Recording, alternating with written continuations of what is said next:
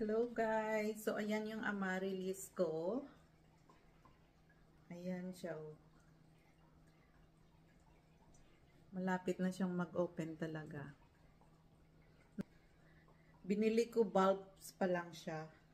Tapos tinanim ko lang siya sa soil.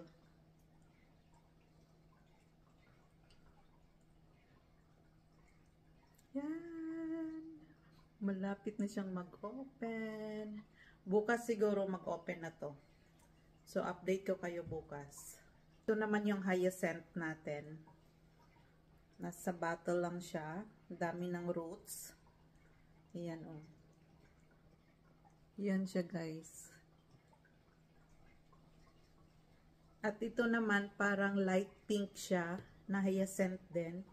Nasa ano lang siya. Nasa water. So glass lang to ng ano, ng kape. Tapos nilinis ko lang. Tapos iyan, nilagyan ko lang ng bulbs. Light pink naman to. Kung mag-open na siya.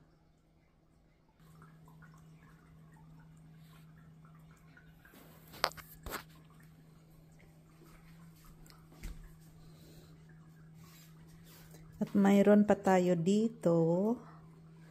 Mga putos lang yan.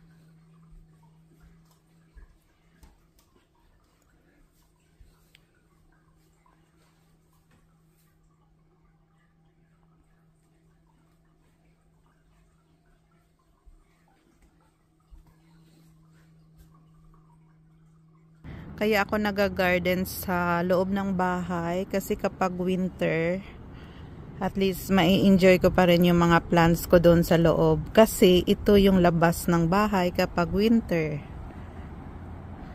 Mag-a-add pa ko dyan ng mga snowmen. Hindi pa ngayon kasi sobrang lamig. So, baka next week mag-add pa ako dyan. Gagawa pa kasi ako dyan ng ano, snow lady doon.